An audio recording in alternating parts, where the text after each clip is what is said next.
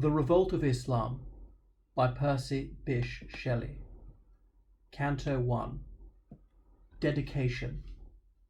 To Mary. There is no danger to a man that knows what life and death is. There's not any law exceeds his knowledge, neither is it lawful that he should stoop to any other law. Chapman. So now my summer task is ended, Mary, and I return to thee, mine own heart's home, as to his queen some victor knight or fairy, earning bright spoils for her enchanted dome. Nor thou disdain that ere my fame become a star among the stars of mortal night, if indeed may cleave its natal gloom, its doubtful promise, thus I would unite with thy beloved name, thou child of love and light. The toil which stole from thee so many an hour is ended, and the fruit is at thy feet, no longer where the woods to frame a bower with interlaced branch mix and meet, or where with sound like many voices sweet waterfalls leap among wild islands green, which framed for my lone boat a lone retreat of moss-grown trees and weeds, shall I be seen, but beside thee, where my heart has ever been. Thoughts of great deeds were mine, dear friend, when first the clouds which wrap this world from youth did pass. I do remember well the hour which burst my spirit's sleep, a fresh May dawn it was, when I walked forth upon the glittering grass, and wept, I knew not why, until there rose from near schoolroom voices that alas were but one echo from a world of woes, the harsh, grating strife of tyrants and of foes. And then I clasped my hands and looked around, but none was near to mock my streaming eyes, and which poured their warm drops on the sunny ground.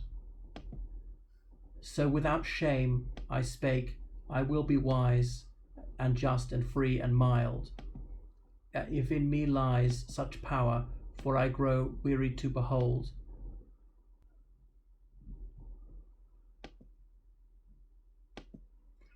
I grow weary to behold the selfish and the strong still tyrannize.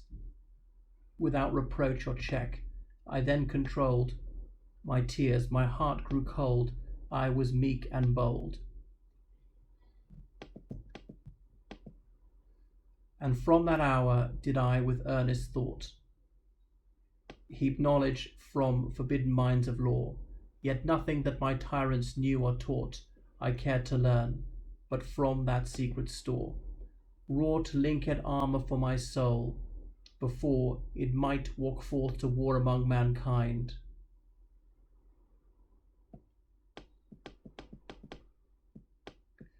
Thus power and hope were strength more and more within me, till there came upon my mind a sense of loneliness, a thirst for which I pined. Alas, that love which should be a blight and snare to those who seek all sympathies in one. Such once I sought in vain, then black despair, the shadow of a starless night was thrown over the world in which I moved alone. Yet never found I not one false to me.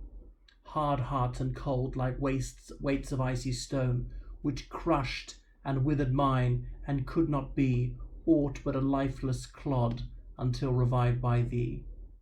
Thou friend, whose presence on my wintry heart fell like a bright spring, how calm, how beautiful, how free thou wert in thy young wisdom, when the mortal chain of custom thou didst burst and rend in twain, and walked as free as light the clouds among, which many an envious slave then breathed in vain from his dim dungeon, where spirit sprung to meet thee from the foes which had begirt it long. No more alone through the world's wilderness, although I trod the paths of high intent, I journeyed now, no more companionless, where solitude is like despair. I went, there is the wisdom of a stern content, when poverty can blight the just and good, when infamy dares mock the innocent, and cherished friends turn with a multitude to trample. This was ours, and we unshaken stood. Now has descended a serener hour, and within constant fortune friends return, though suffering leaves the knowledge and the power which says, let scorn be not repaid with scorn, and from thy side 2 gentle babes are born, to fill our home with smiles. And thus are we most fortunate beneath life's beaming morn, and these delights, and thou, have been to me the parents of the song I consecrate to thee. Is it that now my inexperienced fingers but strike the prelude of a loftier strain, or must the lyre on which my spirit lingers soon pause in silence, ne'er to sound again, though it may shake the anarch's custom's reign, and charm the minds of men to truth's own sway? Holier than Amphion's, I would fain rely and hope, but I am worn away, and death and love are yet contending for their prey. And what art thou, I know, but dare not speak. Time may interpret his silent years, yet in the paleness of thy thoughtful cheek, and in the light thine ample forehead wears, and in thy sweetest smiles, and in thy tears, and in thy gentle speech, a prophecy is whispered to subdue my fondest fears. And through thine eyes, even in thy soul, I see a lamp of vestal fire burning internally. They say that thou wert lovely from thy birth, of glorious parents, thou aspiring child. I wonder not, for one then left this planet, which clothed thee in the radiance undefiled of its departing glory, till her fame shines on thee through the tempests dark and wild which shake these latter days, and thou canst claim the shelter from thy sire of an immortal name.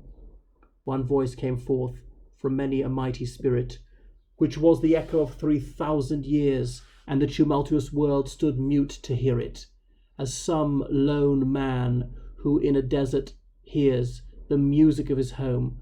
Unwonted fears fell on the pale oppressors of our race, and faith and custom and low-thoughted cares, like thunder-stricken dragons for a space, left the torn human heart their food and dwelling place.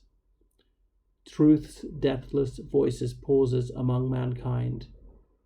If there must be no response to my cry, if men must rise and stamp with fury blind on his pure name who loves them, thou and I, sweet friend, can look from our tranquillity like lamps into the world's tempestuous night, 2 tranquil stars, while clouds are passing by which wrap them from the foundering seaman's sight, that burn from year to year with unextinguished light.